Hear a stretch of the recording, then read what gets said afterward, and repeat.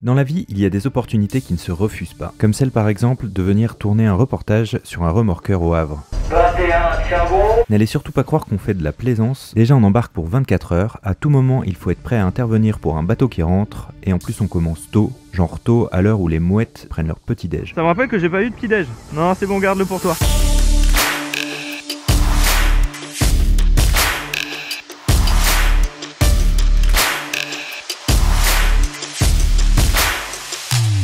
Bienvenue dans une nouvelle vidéo. Aujourd'hui on va passer 24 heures sur un remorqueur dans le port du Havre. Et là vous devez vous demander pourquoi est-ce qu'on va passer 24 heures sur un remorqueur dans le port du Havre. Et vous vous rappelez de cette émission qui passait à la télé le vendredi soir? Moi je la regardais quand j'étais petit, elle s'appelait Thalassa. Et du coup je me suis dit que j'ai pas d'hélicoptère mais j'ai un drone.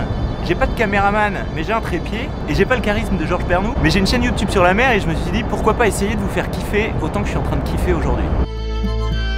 Pour mon tout premier documentaire, je me suis régalé. Le port du Havre, c'est un décor de cinéma. Où que l'on regarde, il y a toujours un spectacle à portée de vue.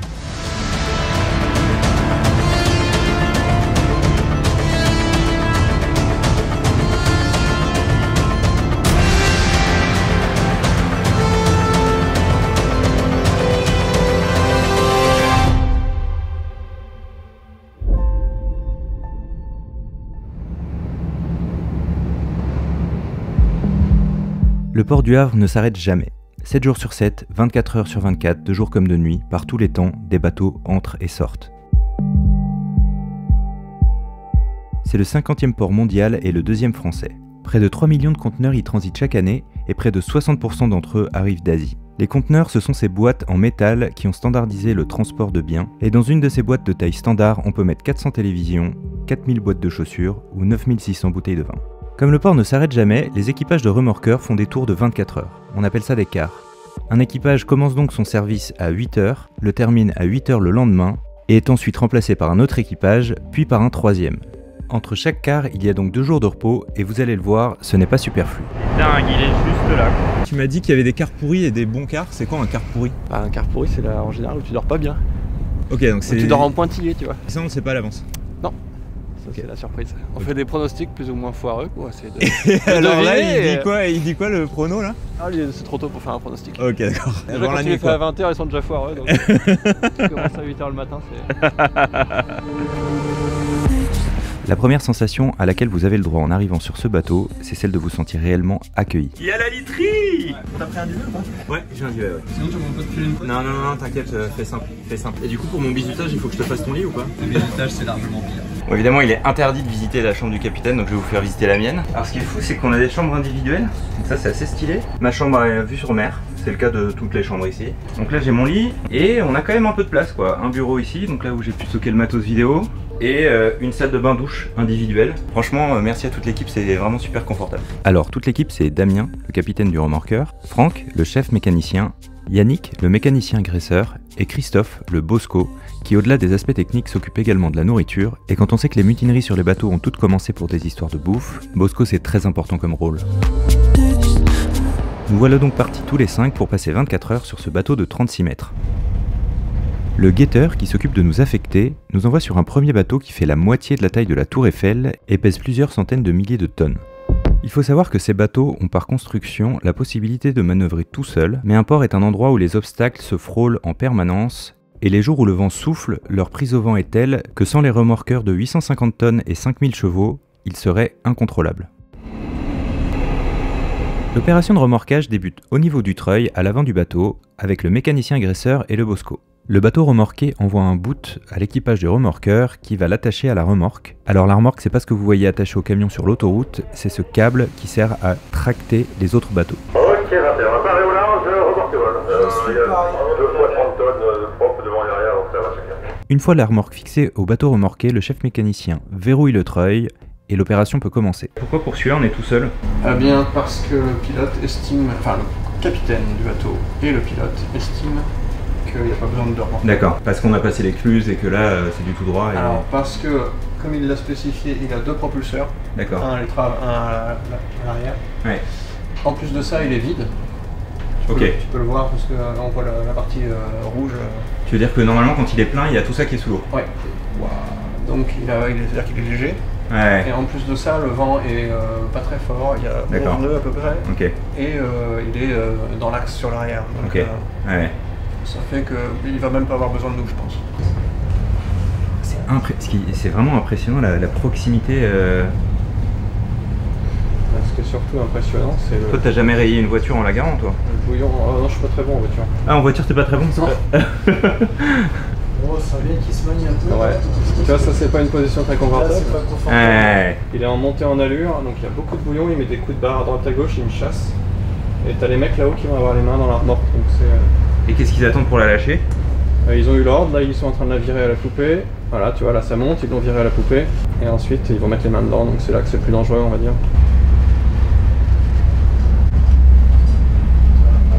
Voilà, comme ça se fait. C'est la raison qui a permis de cette trace. Attends, mais c'est le moteur qui nous fait gîter comme ça, hein? C'est son flux d'eau, ouais. Incroyable. On l'escorte jusqu'au digue théoriquement. D'accord. Sachant que là, ton moyen de réaction, en fait, c'est de pousser maintenant. Ouais. Étant donné que t'es complètement libéré. Et j'ai une question. Le pilote, là, du coup, il va être débarqué en... Comment et quand? Chaque port ayant ses spécificités, à chaque fois qu'un bateau rentre ou sort, le capitaine du bateau se fait assister par un pilote du port qui vient lui apporter sa connaissance des lieux le temps de la manœuvre. Alors là, il y a vraiment un calme plat, donc je pense pas qu'ils sortent l'hélicoptère. Ils vont être débarqués en pilotine. Donc il y a un petit bateau qui ressemble à ça, là. Ça doit pas être la pilotine qu'on voit, c'est Léopard. D'accord. Et du coup il va venir le long du bord et le pilote va descendre Et long de loin, l'échelle. loin d'ici ou pas? À la sortie du chenal.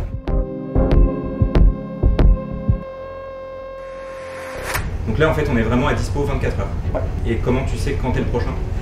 Eh ben on le sait pas. Là il nous a rien dit, ça veut dire qu'il a pas de prévision probablement. D'accord. Et après on recommence à faire des plans sur la comète. D'où les pronostics. Voilà. Ça va sonner à bord, il va nous appeler quoi. Voilà. Par exemple, si on est en train de déjeuner, on peut lui dire attends, on prend le dessert ou tout s'arrête et on y va. On peut toujours essayer.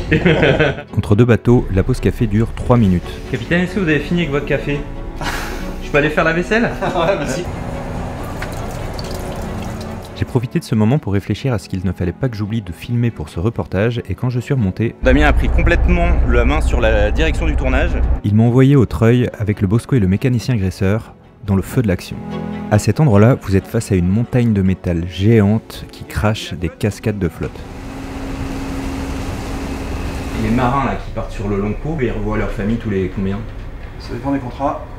Les Européens, on va dire, même je dirais même les Occidentaux en général, c'est on va dire des embarquements entre long cours, entre 2 et 4 mois et autant de congés. En général aussi, il y a beaucoup de marins philippins dans le monde et de plus en plus d'Indiens. Et en général, eux, ils partent plutôt pour des périodes très longues, c'est-à-dire 6 mois, voire plus.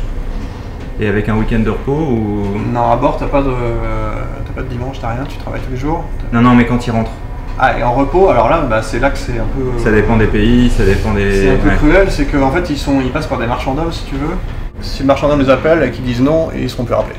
D'accord. Parce que t'as beaucoup d'écoles, beaucoup de marins disponibles là-bas. Ok. Et du coup, tu dis pas non. Oui, tu perds ta place quoi. Voilà, tu perds ta place et malheureusement, du coup, souvent ils ont pas énorme de congés, c'est-à-dire 1 mois, 2 mois, alors qu'ils ont navigué 6 mois, 8 mois. Ouais. Donc c'est un peu dur.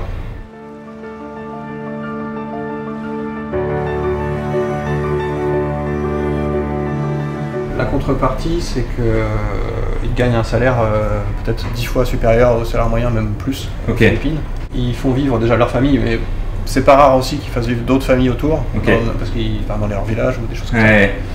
Et donc ce qu'ils font en général, c'est qu'ils naviguent plusieurs années pour avoir assez d'argent pour ouvrir un commerce. Ok. Et après arrêter de naviguer. Ouais, alors qu'est-ce qui s'est passé? Pourquoi on a changé de treuil surtout? Ah bah alors là, c'est un truc pareil, ça arrive pas souvent ça.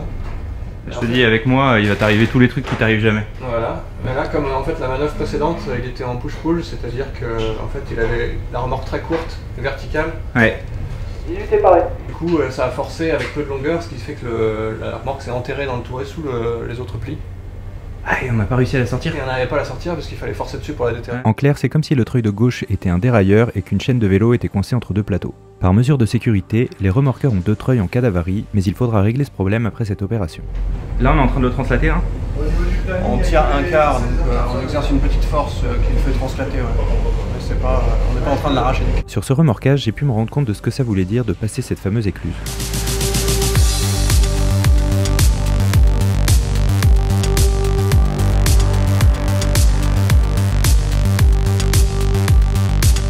L'encre là, tu te dis c'est par mesure de sécurité je passe en dessous quoi. Ah oui, parce que une fois on dévirait accidentellement quand j'étais en train de pousser.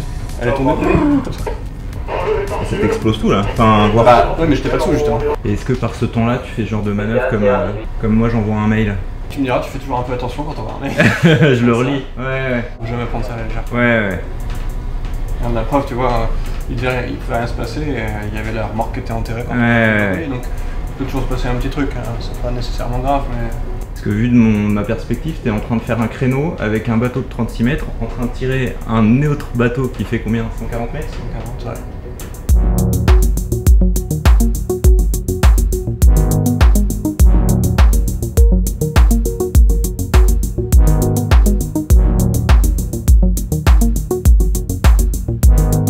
Là, dans 24 heures, je trouve ça trop bien votre métier, et c'est trop tard ou pas? T'as 35 ans, tu veux changer de vie et tu veux venir bosser avec vous. À Boluda, à mon avis, c'est trop tard. Ah. C'est trop tard ou pas? Bah, le temps de faire l'école, il faut aller 5 ans. Il faut 5 ans pour faire l'école, et après, ils prennent en général pas les gens qui sortent de l'école ici. Il faut que tu ailles naviguer ailleurs avant de venir ici. Ce que t'as fait toi... Parce qu'on a tous fait, Franck aussi. Et à l'équipage, ils naviguent en général à la pêche, ou ils font des choses comme ça, avant de venir ici. Ok. Et du coup, donc on ne sera pas collègues avant 10 ans quoi. Et en plus de ça, il faut, par exemple pour être capitaine, il faut faire valider ton brevet, parce qu'il demande un certain temps de navigation. D'accord. Donc t'en as pour un moment. Alexis pour Damien. Alexis pour Damien. Ouais, Damien, écoute. Demande autorisation d'apponter sur le pont arrière et les stades de vent pour savoir comment orienter l'appareil. Le vent relatif est de 3/4 tribord 19. Autorisation d'atterrir accordée. On va faire une grosse pause là. A priori. On va manger après celui-là et après... On attend du monde? Non, c'est pour nous ça.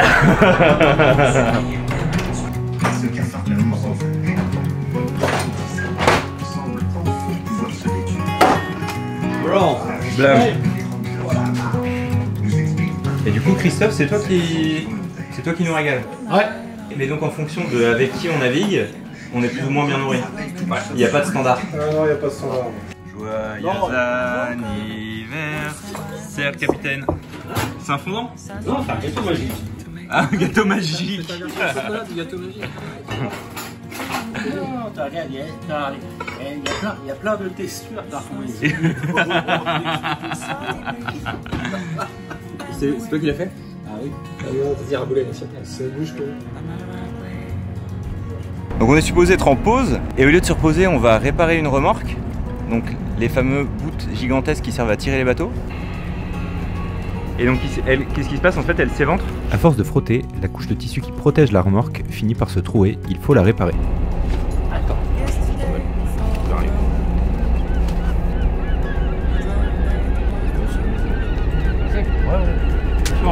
Ouais, tu tournes, tu me suis. J'essaie de... Je fais pas trop de tours, tu sais, Deuxième opération, libérer la remorque du treuil de gauche qui est comme une chaîne de vélo coincée entre deux plateaux. Pour cela, on l'accroche au quai et on tire doucement. La remorque est prise dedans et du coup au lieu de la libérer en tirant sur un autre bateau, et ben on s'est accroché au ponton. Ok, je vais rester comme ça, embrayé sur un moteur. Pendant que l'on termine cette opération, certains sont occupés à draguer. Alors. Non mais au sens premier du terme. Et moi je vais en profiter pour vous faire un petit tour du bateau. Ce bateau de 5000 chevaux a 3 ponts et grosso modo à l'intérieur on a tout en haut un poste de pilotage, en dessous les cabines, encore en dessous la cuisine, encore en dessous les machines et tout à l'avant du bateau on a le fameux treuil qui sert à tirer les cargos. Nous voilà dans la salle des machines où on peut contempler les deux moteurs de 8 cylindres qui développent les fameux 5000 chevaux. Bah, l'hélice ça fait une grosse tuyère là-dessous qui s'oriente à 360 degrés, juste ce jour. Le lieu de vie et la cuisine ont tout le confort qu'on retrouverait dans un appartement de ville. Donc là t'as le levier du treuil. Ouais. Donc là il est pas là mais c'est le chef mécanicien qui l'opère. Ça fait les deux, ça fait moteur et frein. Mais on peut faire simplement libérer le frein pour que la remorque se déroule quand on tire dessus si tu veux. Là tu as le pilote automatique. Ok. Dont on se sert très peu. J'ai vu. Parce qu'on est toujours à faire du rascaillou, etc. Donc il faut surtout pas le mettre. Donc c'est quand tu vas à anti-fer, là pour le coup. Voilà, tu fais de la route tout droit, éventuellement tu le mets. Et nous on est là. Voilà, on est sur le rond La prochaine vidéo sera un beau tour complet et détaillé de ce remorqueur, mais je ne pouvais pas conclure cette visite sans vous montrer ce que je préfère sur ce bateau, le mégaphone. Est-ce que t'as le courage de demander aux gens de s'abonner dans ton haut-parleur? Abonnez-vous à Projet Solidaire, ça soutient Imagine for Margot. Bon bah ça fait 7 heures qu'on est au boulot, on attaque une petite pause bien méritée, ensuite le soleil va se coucher, on va retourner pousser des cargos. J'ai vu le dîner, on va pas être déçus. Et non, avec Christophe, on n'est jamais déçus. Si tu veux commencer à positionner ta cam pour l'accroche devant, c'est maintenant. Donc voilà, il faut savoir que Damien, en plus d'être pilote de bateau, est complètement une star de la photogénie. Et du coup là c'est lui qui est en train de guider tout ce tournage depuis le début. Oui, reçu chef. Et tu viendras faire le montage avec moi? Ah bah je sais pas faire, je laisse ça aux professionnels de Outlook et des ordinateurs. Vous allez voir comment on se donne pour faire ces vidéos. Oh là là, c'est beau. Cette opération-là est différente des autres. Contrairement aux autres fois, nous accueillons un bateau qui est sur sa lancée. Il va falloir l'arrêter. Particularité de ce bateau, c'est un chimiquier de plusieurs centaines de milliers de tonnes. Si on loupe l'opération, il s'écrase sur le quai. Il arrive pas à freiner? Ouais, il est lourd et du coup il court sur son air si tu veux. Et donc là, La vitesse descend trop lentement par rapport à celle qu'il devrait avoir à cet endroit-là où on le croche. Donc il m'a averti et comme ça je reste un peu loin le temps qu'il ralentisse. Ah mais oui, parce que là du coup tu vas le choper au vol contrairement à d'habitude en fait. Et là il est à 9 nœuds. 9 nœuds 3, ouais. Et toi t'avais max c'est 12. Ouais, mais en fait quand tu fais une croche avant, tu croches pas au-delà de 8 nœuds 5. Pour des raisons de sécurité, on va dire. Ce qui me semble déjà rapide en plus. Ouais, c'est un maximum vraiment. En fait, si jamais tu perds un moteur, c'est la vitesse que tu peux faire sur un seul, c'est 9 nœuds. De quoi t'échapper quoi. Ah oui, j'avais pas saisi ça, mais en fait là cette manœuvre elle est beaucoup plus impressionnante que celle qu'on fait d'habitude parce qu'on le fait en mouvement quoi. En dynamique, ouais. D'habitude, c'est les deux que t'as faites, tu veux dire. Le mec parle d'habitude. C'est bien. Et là le remorqueur qui est derrière est en train d'essayer de le freiner ou pas? Il lui a pas demandé l'ordre de freiner, donc il le suit, il n'a rien fait, il ralentit. Sauf que toi tu me dis qu'il est trop rapide, donc pourquoi est-ce qu'il fait rien pour se mettre à... Bon, parce que c'est pas gênant, il a pas besoin de moi tout de suite. Si tu ok. veux. Il peut se permettre de ralentir lentement. Il m'a prévenu, on est en sécurité. Et donc ça vous arrive de le faire de nuit, dans 30 nœuds de vent, quand il pleut? Oui. Ça brûle aussi. Faudra signaler un point de rouille un léger point de rouille. À l'avant, à faire au prochain entretien. On avance à combien là? On est à 8 nœuds 3. Tu vois, il a demandé à freiner Ok. Attends, mais là, ma GoPro, elle doit être en train de kiffer en fait. Ou de flipper.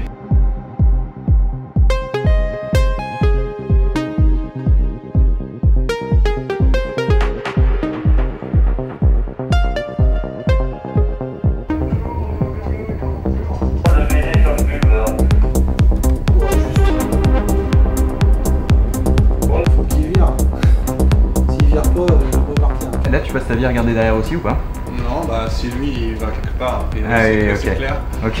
Donc ça m'évite de me retourner. Incroyable.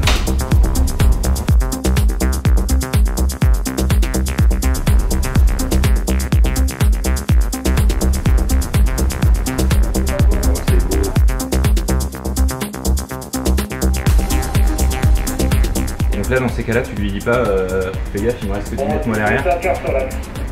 Si, il continue à avancer, mais là il a dit lui-même. Bah, il reste en même temps que 10 mètres.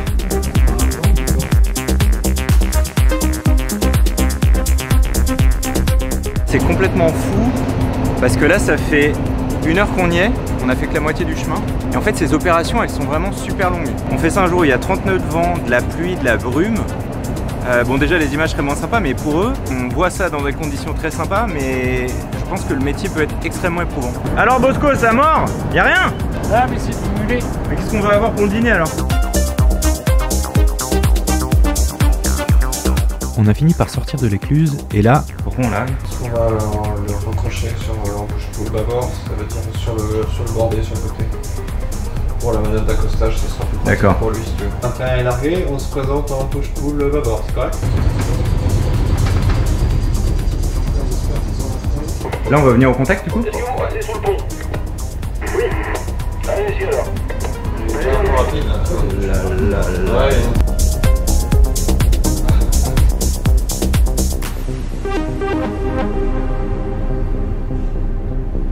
Plus de poids. C'est bon, ça se passe bien.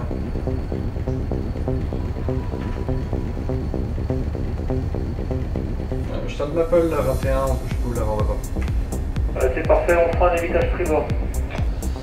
Ça sera un évitage tribord aussi à terre. C'est dingue, il est juste là. Incroyable. Là, l'idée, c'est qu'ensuite, on va le translater vers le quai. Alors non, d'abord il va éviter, ça veut dire tourner mais sur place. On va faire un 360. Un 180. Ouais, un 180. Donc nous on va le pousser à l'avant, a priori. Donc 18 va le tirer à l'arrière. Et une fois qu'il sera dans le bon sens, sera sur le quai, après on va le pousser effectivement. Ok. Et c'est ça l'intérêt de cette position, c'est que tu peux tirer et pousser. Ok. D'où le terme push-pull. Mais c'est, je pense que vous en rendez plus compte, mais c'est à regarder, c'est juste incroyable. Quoi. Là il y a une grande ligne droite. Le poste à quai assez loin en fait. Et est-ce qu'on pousse là? Non, là je suis à peine en appui sur la remorque qui me rappelle l'avant et j'ai mis des gaz pour correspondre à la vitesse. C'est-à-dire que la remorque elle est à peine tendue. D'accord, ok.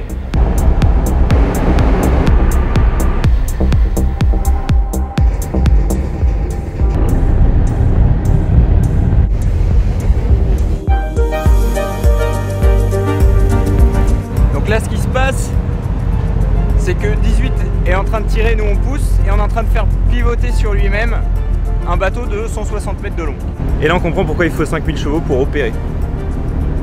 5000. Parce que là, le prochain ordre, a priori, c'est ralentissez avant le contact. Il va falloir qu'on freine. Ouais. Qu'on freine 0,3 nœuds. Ouais, c'est beaucoup 0,3 nœuds. Non, c'est vrai. Ah, c'est impressionnant. Ouais. Tu fais une bosse, hein, si tu accostes à 0,3 Ouais. nœuds, ça dépend des défenses. Oui, bien sûr. 21, vous pouvez revenir au contact.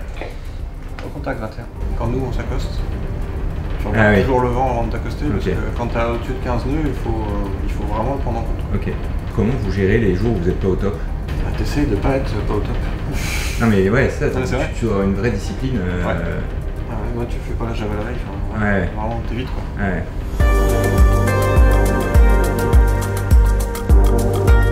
C'est terminé pour tous les deux là.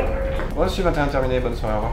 On va pouvoir aller se coucher, je parle pas trop fort parce que les cloisons sont pas super bien isolées. Et du coup, la prochaine activité, elle va être déterminée par le guetteur. C'est celui qui fait le dispatch des bateaux. Et c'est assez marrant parce qu'ici, il bosse en mode première arrivée, premier servi. Et du coup, là, tous les remorqueurs que vous voyez garés derrière, bah, ils sont arrivés avant nous. Et donc, ils partiront en premier. Et donc, visiblement, on va pouvoir dormir quelques heures. On leur souhaite d'avoir déjà bien commencé leur nuit parce qu'ils partiront avant nous. J'étais venu jusqu'au Havre, fasciné d'avance à l'idée de passer 24 heures à effleurer les géants des mers. Mais au final, ce qui m'a profondément marqué, ce sont ces 4 marins passionnés par leur métier. J'ai observé à quel point la relation entre ces collègues de travail est basée sur la confiance mutuelle, un respect qui se font rares de nos jours. Ça me donne envie de reprendre le large, de vous partager d'autres histoires de marins, toujours au service des enfants malades. Tu soutiens quand même Imagine for Margot, et pour moi ça me touche personnellement pour diverses raisons. Et il y a d'ailleurs un couple d'amis qui sont très actifs sur la collecte. Et tu vas ajouter le lien dessous pour t'auto-faire de la concurrence. Et oui, c'est le prix à payer. Voilà, c'est tout. Alors oui, mais moi aussi je mets une condition. Ok. Leur collecte elle est 100% reversée à Imagine for Margot. Évidemment.